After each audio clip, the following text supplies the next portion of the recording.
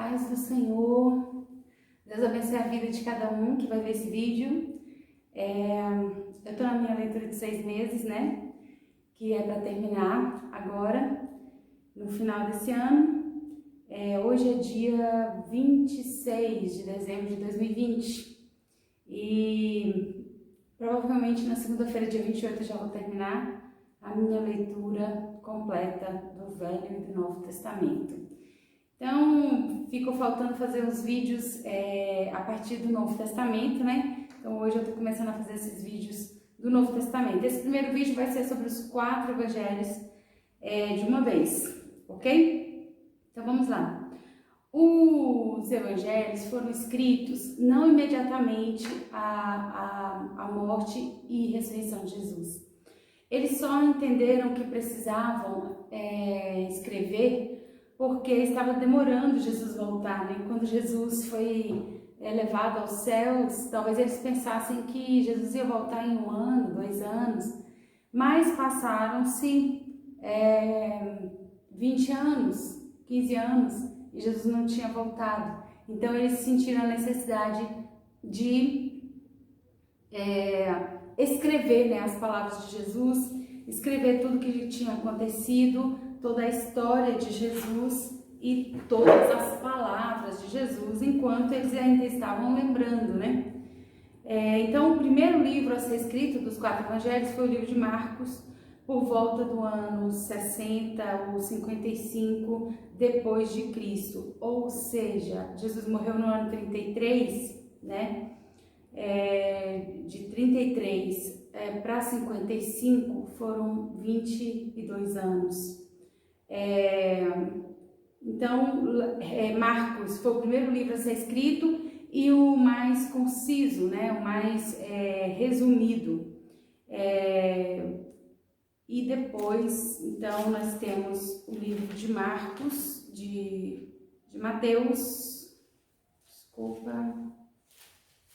o livro de Mateus foi escrito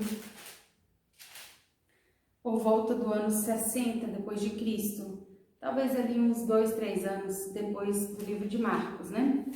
E o livro de Lucas, deixa eu encontrar aqui, o livro de Lucas foi escrito por volta do ano também 60 a 63 depois de Cristo. Então, Lucas foi escrito aproximadamente na mesma época de Mateus. E João foi escrito bem depois mesmo, lá para o ano 80 a 90 depois de Cristo. Então foi o livro de João foi escrito bem no finalzinho da vida do apóstolo João, que era um dos 12. Foi ele que escreveu esse livro de João, ok? Então vamos lá, voltando aqui então para Mateus, quero apenas destacar algumas coisas, né, de Mateus. Mateus foi escrito com o objetivo de alcançar os judeus. Então, Mateus tem algumas explicações, né? Ele foi escrito de uma forma que o judeu entendesse as profecias que foram cumpridas, que o judeu entendesse que Jesus era o Messias. Esse foi o objetivo dos escritos de Mateus. Eu gosto muito de Mateus. Mateus começa com a genealogia, né, de Cristo, levando do nascimento de Jesus até Abraão. Então ele liga, né, a genealogia de Jesus até Abraão, muito importante. Aí fala sobre o nascimento de Jesus, fala sobre os magos, né, do Oriente. É o único texto que fala sobre os magos do Oriente, que eram pessoas entendidas dos astros e também das profecias, porque no capítulo 2 eles chegam lá em Jerusalém para saber do bebê que tinha nascido, né, e eles comentam, né, que em Belém, Judá, que ia nascer o rei, esse bebê.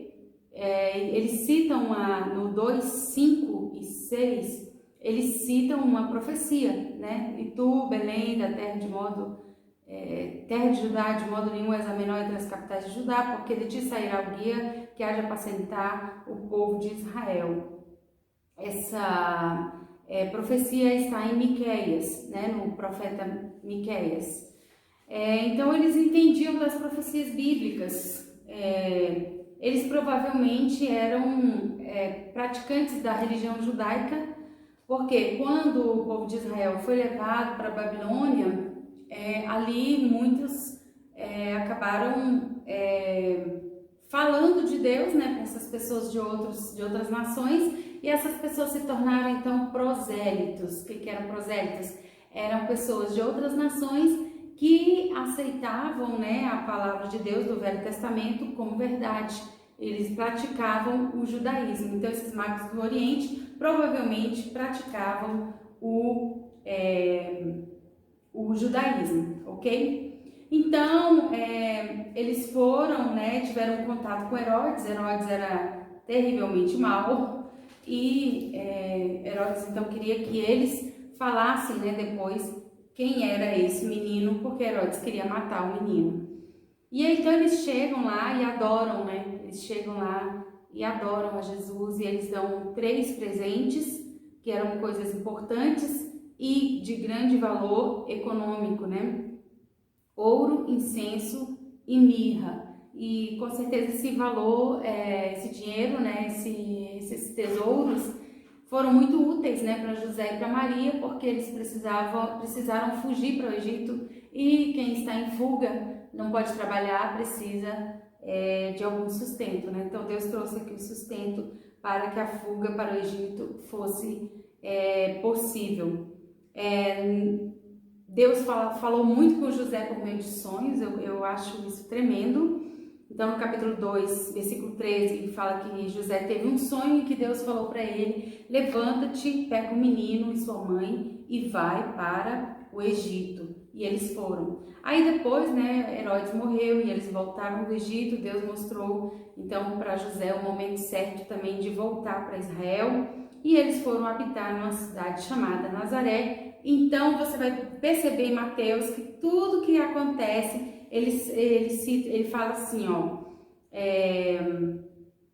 como aqui no finalzinho do capítulo 2, 2:23, chegou e habitou numa cidade chamada Nazaré, para que se cumprisse o que fora dito pelos profetas, ele será chamado Nazareno. Então, você vai ver que Mateus sempre está falando isso, do cumprimento das profecias. Por quê? Porque o objetivo do livro de Mateus, quem escreveu o livro de Mateus, tinha o objetivo de mostrar Jesus como o Messias para o povo de Israel.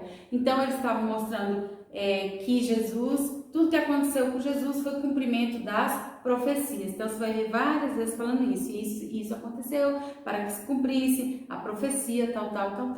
Então, o nascimento em Belém foi cumprimento de profecia, a ida para o Egito, a volta do Egito foi cumprimento de profecia. Aí o capítulo 3 vem falando sobre João Batista, tremendo, você precisa ler para você entender esse profeta tremendo, né, que o único objetivo da vida de João Batista foi anunciar que o Messias estava chegando, anunciar que Jesus estava já ali em Jerusalém, já ali na Israel. Então era para eles se arrependerem, porque tinha chegado o reino dos céus. Então ele pregou o batismo do arrependimento, e na época de João Batista já tinha essa prática do batismo nas águas, já existia isso como uma simbolização de que a pessoa estava mudando de vida, né? Então João Batista adotou bastante isso, falou muito sobre arrependimento, batia pesado mesmo se contra o pecado. E aí então no final do capítulo 3, o próprio Jesus vai lá e se batiza, né? João Batista que batizou Jesus, e houve ali uma experiência tremenda, né? Porque abriram-se os céus e João Batista viu, né, o Espírito de Deus descendo como pomba e vindo sobre ele. E Deus falou uma voz do céu: este é o meu filho amado, em quem tenho prazer, em quem me comprazo. Então, Jesus se batizou para dar o exemplo, para nos mostrar que nós também precisávamos batizar. O capítulo 4 de Mateus fala da tentação, bem conhecida, né, esse texto. O diabo o tentou, mas Jesus estava no jejum de 40 dias, Jesus estava bem preparado, estava em oração, e Jesus combateu o diabo com a palavra de Deus, e é o que nós temos que fazer também, né? E aí Jesus chamou então os primeiros discípulos. O capítulo 5 é um capítulo bastante conhecido que fala do Sermão da Montanha, aquelas bem-aventuranças, né, bem conhecidas, bem-aventurados os pobres de espírito, bem-aventurados os que choram porque serão consolados, e etc. Então, Jesus começa o seu ministério ensinando, né, ensinando sobre o reino de Deus, ensinando sobre as coisas do céu, ensinando sobre como se deveria viver aqui na terra. Jesus estava sempre ensinando. O capítulo 6 eu também gosto muito, porque é a continuação do Sermão da Montanha. Ele ensina sobre oração, sobre jejum, ele fala sobre o problema da ansiedade, né? Não andeis ansiosos com coisa alguma. Ele ensina a oração do Pai Nosso. E no final do capítulo 6 de Mateus fala, né? Não andeis inquietos, preocupados com o que comeremos, o que beberemos. E o 33 é bastante conhecido, mas buscar primeiro o reino de Deus e a sua justiça, e todas essas coisas vos serão acrescentadas. E é muita verdade isso. Quando a gente vive isso, a gente realmente experimenta essa vitória, né? De o Senhor acrescentar à nossa vida aquilo que nós precisamos. O capítulo 7 continua com ensinamentos tremendos, né? Sobre a importância de nós pedirmos, que nós vamos receber, a importância de entrar pelo caminho estreito, a importância de ter cuidado, né, com os falsos profetas. Jesus também explica bem certinho quem é que vai entrar no reino dos céus. E o capítulo 8, então, começa aqui com algumas curas. O capítulo 8 fala da cura de um leproso, né, que o leproso falou para Jesus: Senhor, se quiseres, pode me tornar limpo. E Jesus falou, né? Quero ser limpo. E Jesus estendeu a mão e tocou. Jesus tocou num leproso, mas era impossível que a lepra passasse para Jesus, porque ele era, né, o autor da vida. Jesus havia virtude, né? Mesmo ele sendo homem, mesmo ele tendo aberto mão da sua glória, mesmo como homem, ele estava ali cheio do poder de Deus. Era impossível que a lepra passasse para ele, muito pelo contrário, a cura que estava em Jesus é que passou para o leproso foi curado. Temos também a cura, né, do criado, né, do servo de um centurião. O centurião era um líder de 100 soldados romanos, e foi tremenda essa cura, né, porque Jesus não foi lá tocar no homem, ele apenas liberou uma palavra, e aquele centurião, ele creu, e aquele jovem foi curado, foi sarado. Depois Jesus cura a sogra de Pedro, e Jesus também acalmou uma tempestade, né, mostrando todo o seu poderio sobre a natureza. E temos também no final do capítulo 8 a história dos endemoniados gadarenos, que tinham muitos demônios, e Deus levou Jesus ali, né? Jesus foi naquele lugar e realizou essa grande libertação, porque o Senhor tem prazer em libertar aqueles que estão opressos pelo diabo. O capítulo 9 fala sobre a cura do paralítico, né, de Cafarnaum,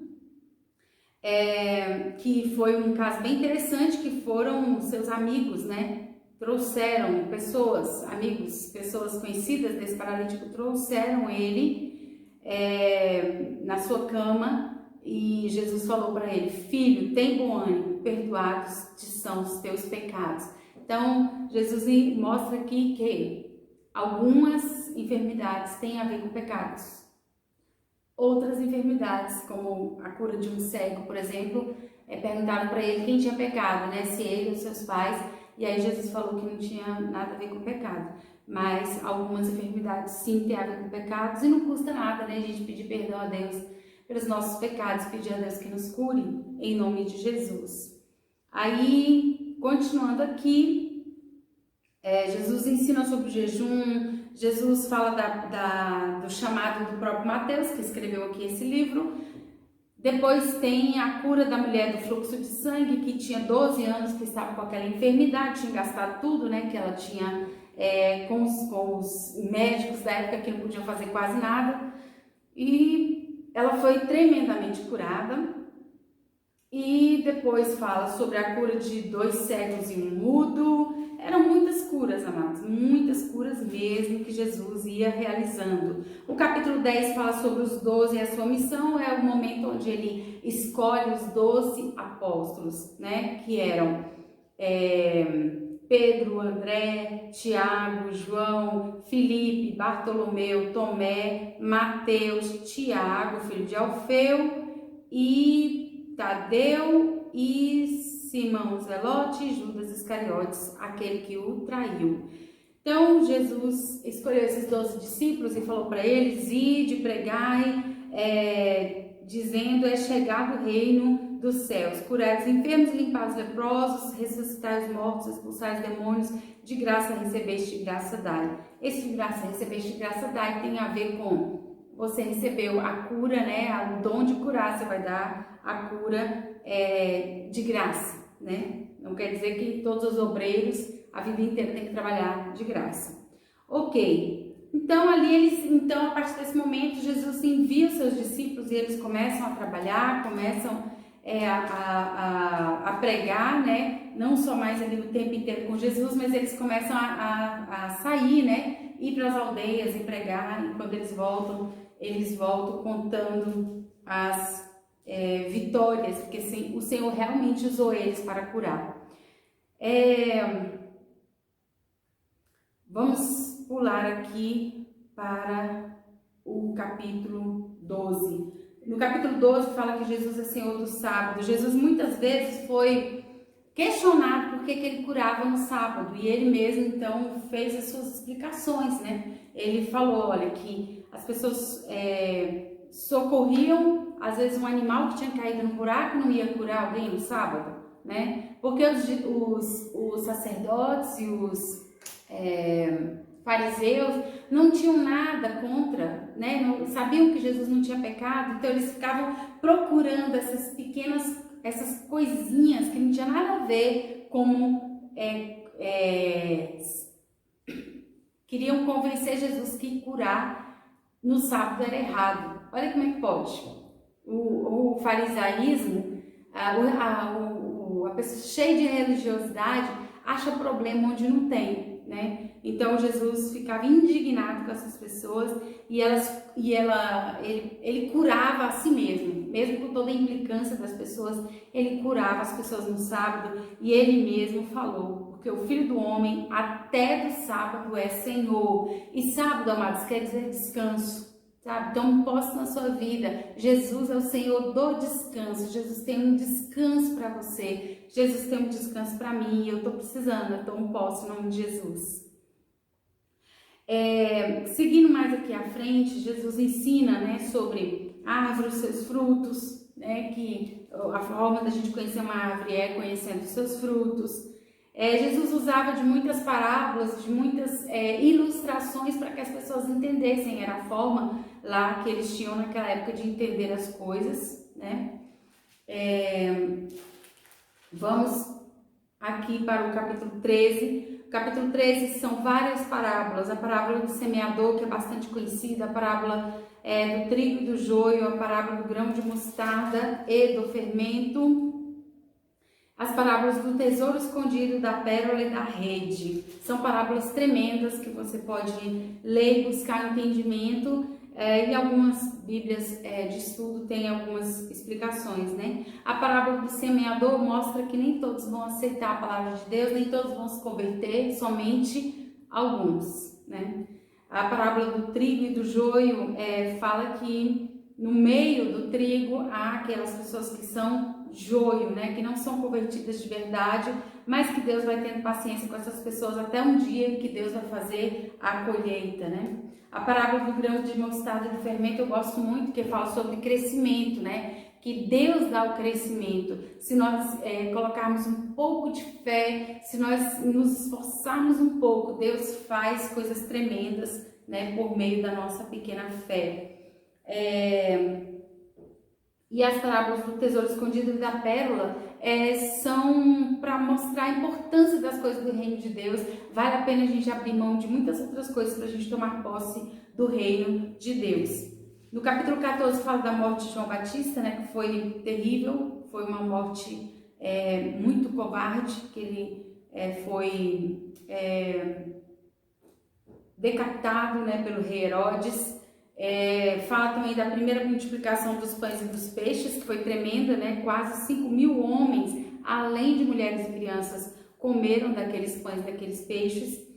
Jesus andou por cima do mar. Ali, em alguns momentos, Jesus fazia coisas muito sobrenaturais, né? Coisas muito grandes.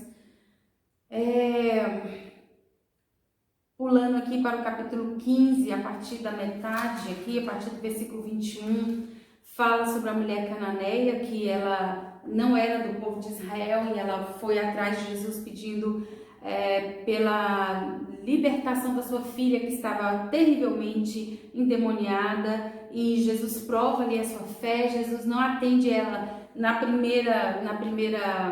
no primeiro momento, né, no primeiro pedido, mas ela insiste ali, ela adorou a Jesus e ela falou: socorre-me. E Jesus então fala para ela: não é bom dar o pão para os cachorrinhos. E ela, mesmo nessa situação, ela fala: Senhor, mas também os cachorrinhos comem das migalhas. E ali Jesus então elogia a sua fé, elogia a fé daquela mulher, a perseverança daquela mulher. E fica a lição para nós, né? Muitas vezes Deus não vai responder a nossa oração na primeira oração, no primeiro ano, mas Deus vai responder em algum momento. A gente precisa perseverar, né? E pedir a Deus aquilo que nós precisamos, aquilo que nós sonhamos. Aí fala da segunda multiplicação de pães e de peixes, tremenda essa narração aqui da segunda multiplicação. Vamos pular aqui para o capítulo 17, fala da transfiguração. A transfiguração, amados, foi tremendo, né? Foi tremendo mesmo. Fala que Jesus se transfigurou diante dele, seu rosto resplandeceu como o sol, suas vestes se tornaram brancas como a luz. E apareceu Moisés e Elias ali falando com ele, né? Nós sabemos que Elias não morreu. Moisés fala que ele morreu, mas alguns estudiosos falam que o corpo dele sumiu, né? E pode ser que ele não tenha morrido de verdade, mas é certo ali que Moisés e Elias apareceram com Jesus. É uma das coisas mais tremendas que eu vejo aqui, mais sobrenaturais, que aconteceram aqui com Jesus. E naquele momento estava só Pedro, Tiago e João, que foram testemunhas dessa transfiguração. E quando eles desceram então da transfiguração, tinha um menino extremamente sofrendo, né, com demônios na vida dele, e o pai estava pedindo que o filho dele fosse curado, né, que o filho dele fosse liberto. E os discípulos que estavam, né, embaixo, que não tinham ido para o monte com Jesus, eles não conseguiram expulsar aquele demônio. Aí é onde Jesus fala, né, aquela frase conhecida, que aquela casta de demônios não se expulsa senão pela oração, pelo jejum. E Jesus vivia em oração e vivia em jejum, né? Então ficou a lição ali para os discípulos sobre essa situação aqui, porque há realmente pessoas que têm um nível de possessão tão grande que precisa de mais intercessão, que precisa de mais santidade, de mais oração, para que aquela pessoa seja liberta. Então, esse livro de Mateus é tremendo, é muito grande, né? Vou ter que pular aqui algumas partes. No capítulo 19, versículo 16, fala sobre o jovem rico, né? Onde Jesus provou ali o jovem rico, mas Ele não quis realmente, ele não tinha nenhuma disposição de abrir mão de nada que ele tinha para tomar posse do reino de Deus. Ele realmente amava mais as riquezas. E quando nós estamos com o Senhor nos dá tudo que nós precisamos. Vamos pular um pouco aqui para o capítulo 21, onde fala da entrada triunfal de Jesus em Jerusalém, né? Foi tremendo. Também se cumpriu aqui profecias, né? Nessa situação, quando Jesus entrou em Jerusalém, ele foi para o templo, ele purificou o templo, ele tirou, né, do templo aqueles que estavam vendendo coisas lá. O que eram essas vendas? Eram pessoas que vendiam pombas, que vendiam animais para o próprio sacrifício, né? Mas em vez deles fazerem isso fora da cidade ou fora do templo, eles estavam fazendo dentro do templo. E Jesus falou, então, a minha casa será chamada casa de oração, mas vocês têm transformado ela em covil de ladrões. Então Jesus ficou muito irritado e expulsou ali todas aquelas pessoas que estavam fazendo o que não deviam ali no templo. Seguindo aqui em frente, o capítulo 22 e o capítulo 23, 24,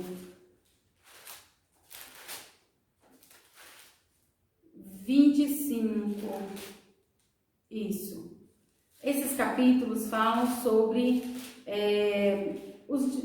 como se fossem os últimos discursos de Jesus, né? Onde Jesus ensina sobre muitas coisas. Jesus traz também muitas profecias sobre o que vai acontecer no tempo do fim, sobre o que vai acontecer quando ele vier novamente, né? Ele fala sobre a grande tribulação.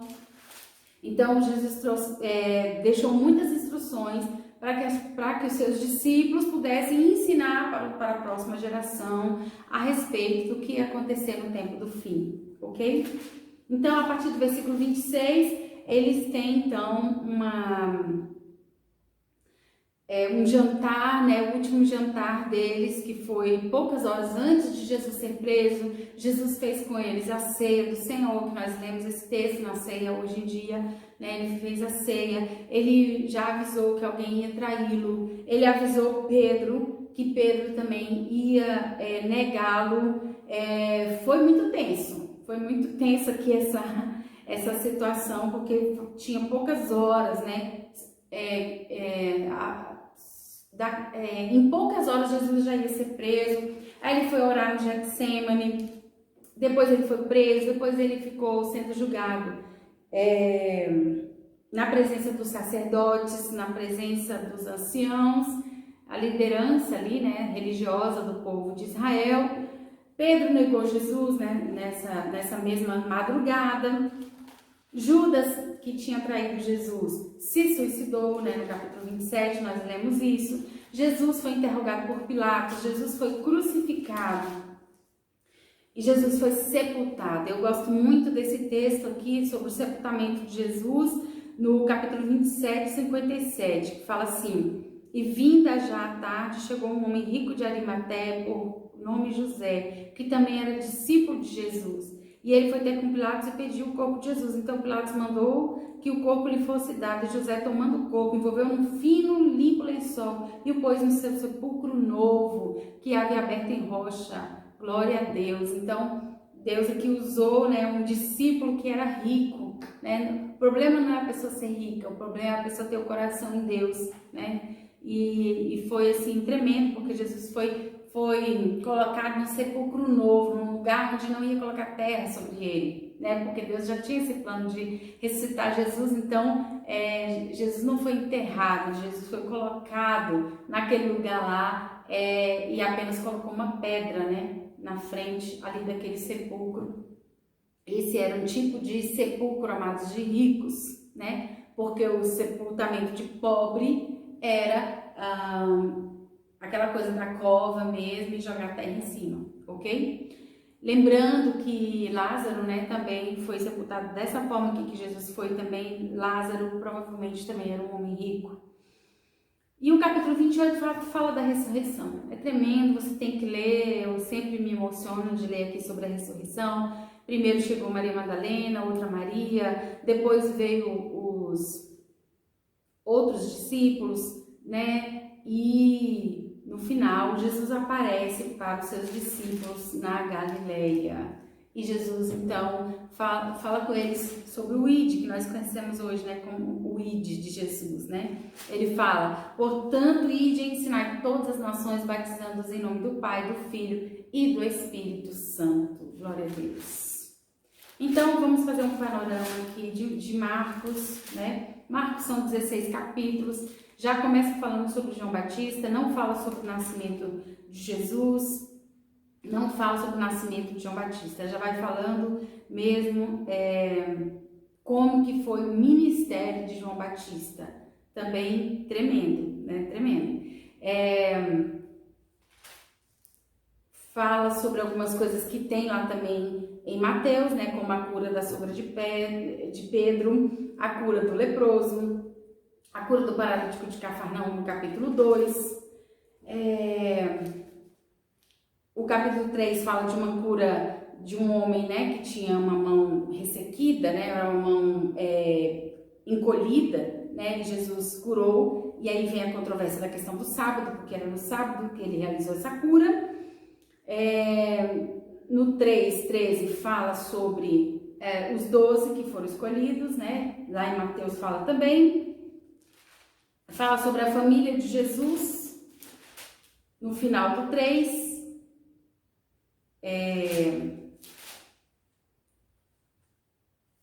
A família de Jesus. A multidão estava sentada ao redor dele e disseram: eis que tua mãe e teus irmãos te procuram, estão lá fora. Então aqui já fala só da mãe dele e dos irmãos. Provavelmente José já não existia mais, né? Pode ser que ele já tivesse falecido. Então Jesus era o primeiro filho de Maria, né? E com certeza Jesus então ajudava os seus irmãos trabalhando, né, no seu ofício de carpinteiro para ajudar a criar os seus irmãos. E aí Jesus fala assim: todo aquele que fizer a vontade de Deus, esse é minha família, esse é meu irmão, é minha irmã, é minha mãe. Capítulo 4 fala sobre as parábolas, né? Como tem lá em Mateus também. A parábola do grão de mostarda, a parábola do semeador. E o capítulo 5 fala sobre o endemoniado gadareno, que também falei lá em Mateus. E fala no 5 também, a partir do 21, fala sobre a cura da filha de Jairo. Inicialmente seria uma cura, né? Porque o Jairo chega para Jesus e fala: minha filha está muito doente, está à morte, né? Está perto da morte. Mas quando Jesus chega lá, as pessoas falam que ela já tinha morrido. Então Jesus a ressuscita. Jesus fala: menina, a ti te digo, levanta-te. Então uma das ressurreições que Jesus faz aqui. Mas foi diferente de Lázaro, né? Lázaro já tinha 4 dias e essa menina aqui tinha pouco tempo, talvez poucos minutos ou poucas horas que ela tinha falecido. Vamos seguir aqui em frente.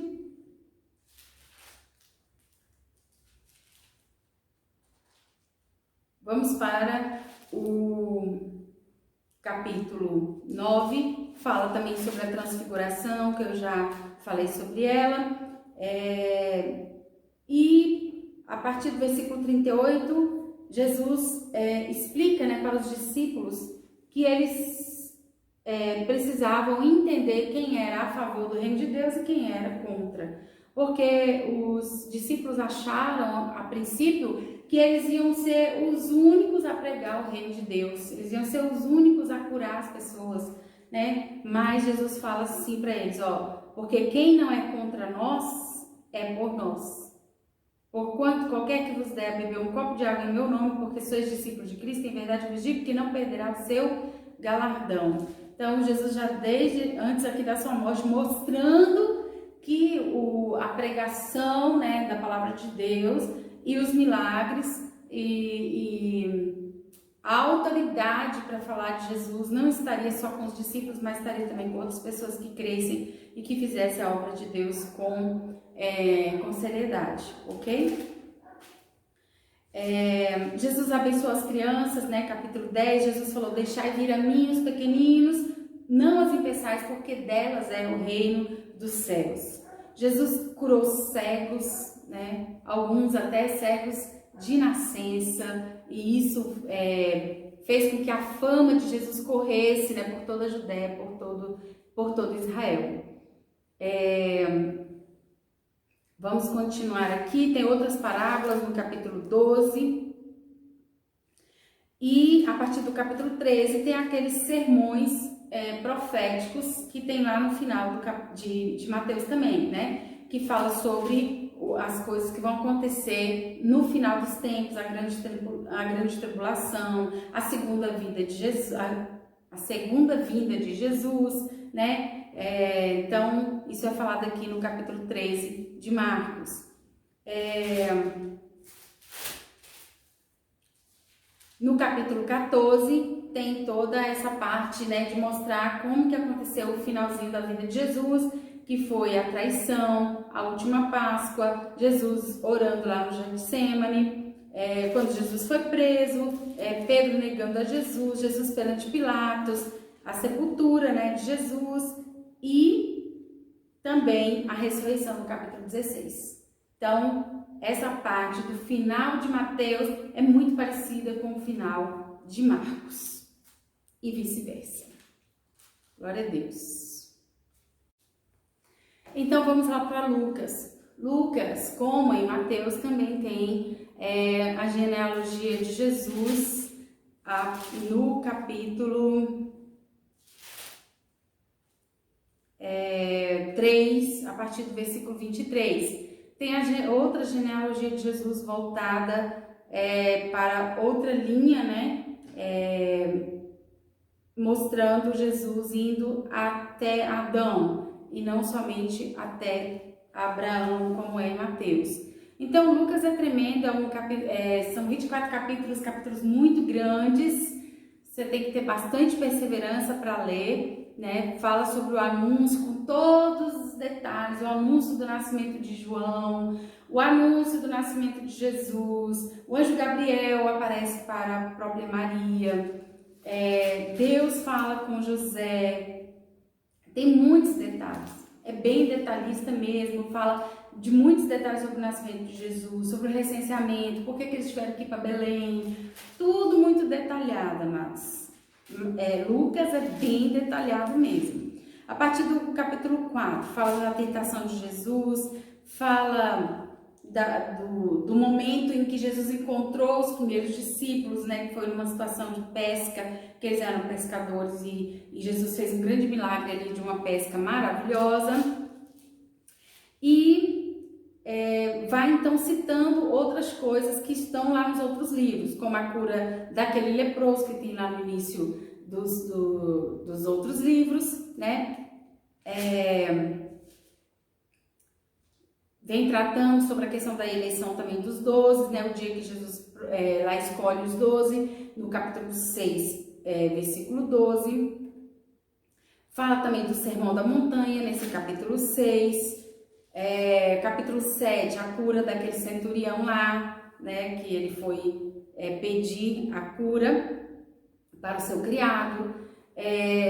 Aqui no capítulo 7 tem uma cura, tem uma ressurreição que não está nos outros livros, se eu não estou enganada, não está nos outros evangelhos, que é a ressurreição do filho da viúva de Naim, capítulo 7, a partir do versículo 11. Essa mulher estava já levando o seu filho para o enterro e aí Jesus vem, né, e encontra com aquela mulher e Jesus então ressuscita aquele único filho daquela mulher. Foi uma coisa assim tremenda.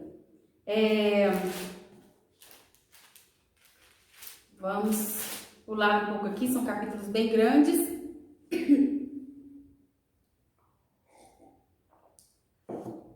Tem aquelas parábolas também no capítulo 8, parábola do semeador, parábola da candeia, sobre a família de Jesus. Jesus acalmou a tempestade, também sobre o endemoniado gadareno, aqui no capítulo 8.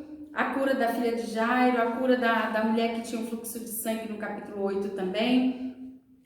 no capítulo 9 fala sobre a missão, né, dos 12, como que eles deviam cumprir a sua missão. E temos também sobre a transfiguração, que de novo, ó, o terceiro evangelho que fala sobre a transfiguração, no capítulo 9, versículo 28. E capítulo 10 fala sobre a missão dos 70. Então, nesse momento do ministério de Jesus, talvez já tivesse passado 1 ano ou 2, que ele ficou 3 anos e meio, né, no seu ministério aqui na Terra, a partir dos 30 anos de idade, porque era costume naquela época que um homem com menos de 30 anos de idade não podia falar, não podia fazer discípulos, né, então ele precisava ter 30 anos. Então, na missão aqui dos 70, a gente vê que o ministério de Jesus não estava mais só com os 12, não estava mais restrito àquelas 12 pessoas, mas já estava, né, sendo praticado por vários outros discípulos. Aqui no Lucas 10 temos a parábola do bom samaritano, bem detalhada. Temos também a história de Marta, Maria e Lázaro, né? Com detalhes também. Deixa eu pular aqui um pouquinho.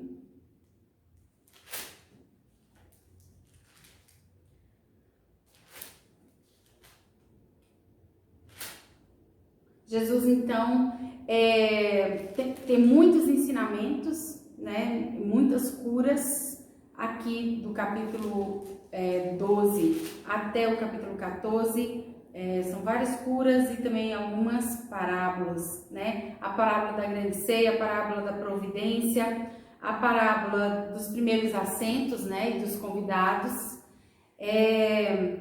a parábola no capítulo 15 da ovelha e da dracmas perdidas, né? Que são parábolas bem conhecidas, né? Que o pastor deixou lá as 99 ovelhas guardadinhas para em busca de uma ovelha, mostrando então que há uma grande alegria no céu pela salvação de um pecador. Glória a Deus. Aqui mais para a metade do capítulo 15 temos a parábola do filho pródigo, também com bastante detalhes, né? Todo mundo conhece a parábola do filho pródigo. Capítulo 16, a parábola do mordomo infiel, a parábola de Rico e Lázaro, que também é uma parábola bem conhecida e bem importante também, né?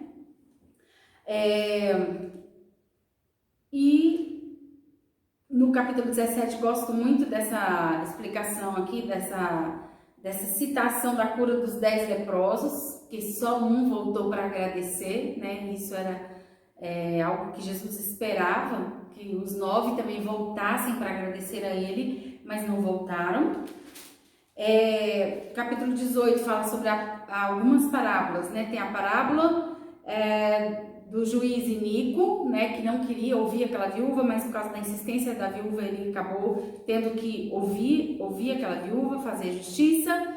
A parábola do fariseu e do publicano, né? Porque um era bem falso e o outro era bem... o fariseu era falso, né? Nas suas orações, e o publicano era temente a Deus, e isso agradava mais a Deus. Também temos a história do jovem rico, né, que é contada aqui também em Lucas 18. A cura do cego de Jericó, que também foi uma cura bastante conhecida, né?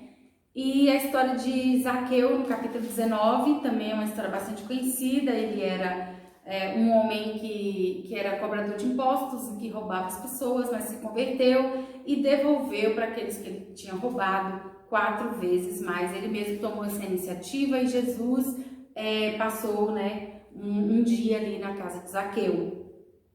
Então, a partir do final do 19, começa a falar sobre a entrada triunfal de Jerusalém, Jesus purificando o templo, outros ensinamentos aqui de Jesus.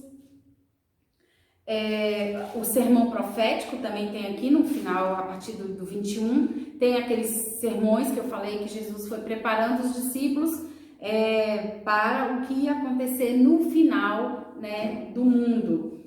A grande tribulação, sobre a importância da vigilância, sobre a sua vinda, né, que Jesus vai voltar. tudo isso ele ensinou. Capítulo 22 tem sobre a ceia, está escrito sobre a ceia e sobre todo aquele finalmente que tem nos outros capítulos também, né? Que Pedro é avisado, Pedro nega Jesus orando no Getsemane, Jesus é preso, e Jesus perante Pilatos, perante os sacerdotes, e Jesus então é crucificado, Jesus é sepultado, né? E Jesus é ressuscitado. Fala sobre a ressurreição no capítulo 24 de Lucas, encerrando aqui mais uma vez. Você vê que no final de Mateus, de Marcos e de Lucas, tem essas mesmas coisas, né? Que é sobre a ceia, sobre os últimos acontecimentos, sobre a crucificação, sobre a ressurreição, tem nos 3 livros. Glória a Deus. Então, para terminar, vamos aqui para João. João é um evangelho bem diferenciado dos outros. João escreveu nesse livro, como eu falei no início, bem já no final da sua vida, lá para os anos 80 depois de Cristo, e é tremendo, você tem que ler. Cada vez que eu leio o livro de João, eu fico assim maravilhada. Esse capítulo 1 é muito emblemático, é muito tremendo, né? No princípio era o verbo estava com Deus, o verbo era Deus. E quem era o verbo aqui? O próprio Jesus, né? Então, é uma linguagem muito sublime, é uma linguagem filosófica, mas de uma forma espiritual tão tremenda, né? Capítulo 2 fala sobre o milagre que Jesus fez naquele casamento, transformando a água em vinho. Esse milagre não é falado nos outros livros, né? Capítulo 3 fala sobre aquela instrução que Jesus falou para Nicodemos, que era necessário nascer de novo. E Nicodemos era um príncipe dos judeus. Nicodemos se interessou pela mensagem de Jesus e ele creu em Jesus. Jesus fez esse ensinamento aqui tremendo, né? Que ficou para o nosso ensinamento também. O capítulo 4 fala sobre aquela experiência com a mulher samaritana, a mulher de Samaria. Também é uma história tremenda, o capítulo é grande e fala dessa história, né, da mulher de Samaria, metade aqui do capítulo. Depois fala sobre outras coisas aqui importantes, da cura do filho de um oficial do rei. Fala sobre também aqui uma espécie de parábola, né, a ceifa e os ceifeiros, onde o Senhor mostra que era necessário que se levantasse pessoas para a obra de Deus, para que pudessem, né, ser os ceifeiros. O capítulo 5 fala sobre a cura de um paralítico que o Senhor curou, que é aquele caso lá onde tinha umas águas, né, no tanque de Betesda, e só de tempos em tempos que a água era mexida por um anjo e a pessoa podia ser curada, e Jesus foi lá e curou este homem que estava esperando essa cura há 38 anos. Glória a Deus, que a fidelidade do Senhor alcança a gente, né? Chega a cura de Deus. E capítulo 6 fala sobre a multiplicação dos pães e peixes, Jesus andando sobre o mar. Jesus declara, né, eu gosto muito desse capítulo 6, onde ele fala que ele é o pão da vida. Ele fala, eu sou o pão da vida, aquele que vem a mim não terá fome, e quem crê em mim nunca terá sede. Glória a Deus, é uma promessa tremenda, né? O capítulo 7 tem vários ensinamentos, né, de Jesus. O capítulo 8 é aquela história da mulher adúltera, né, que Jesus falou, eu não te condeno, vai e não peques mais. Jesus faz outro discurso aqui no capítulo 8. O capítulo 9 fala sobre aquela cura, né, do cego de nascença. É uma história bem longa aqui do capítulo 9 e que causou muito alvoroço ali entre os fariseus e sacerdotes, que não conseguiam acreditar que Jesus tinha curado um cego de nascença. O capítulo 10, Jesus se apresenta como o bom pastor, Esse capítulo 10 é tremendo, você precisa ler, você precisa tomar posse. Ele é o nosso bom pastor, Jesus é o nosso bom pastor.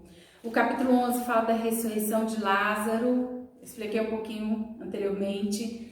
Lázaro morreu e ficou 4 dias, as suas irmãs Maria e Marta ficaram desesperadas e desoladas, mas Jesus chegou e ressuscitou ao 4º dia. Este que era chamado amigo de Jesus, as irmãs dele também eram chamadas de amigas de Jesus. O capítulo 12, temos a história da Maria, que era irmã de Lázaro e que ungiu a Jesus com aquele unguento. Muito caro, era muito caro, amados. As moças juntavam esse unguento de nardo puro para que quando elas fossem casar pudessem vender para poder pagar a festa, para poder investir no casamento, né? Então ela derramou sobre Jesus, adorou Jesus. É tremendo essa parte, né? E então, capítulo 13 tem aquele momento em que Jesus lava os pés dos discípulos, deixando aqui um grande ensinamento. O capítulo 14, o capítulo 15, o capítulo 16 e o capítulo 17 são tremendos.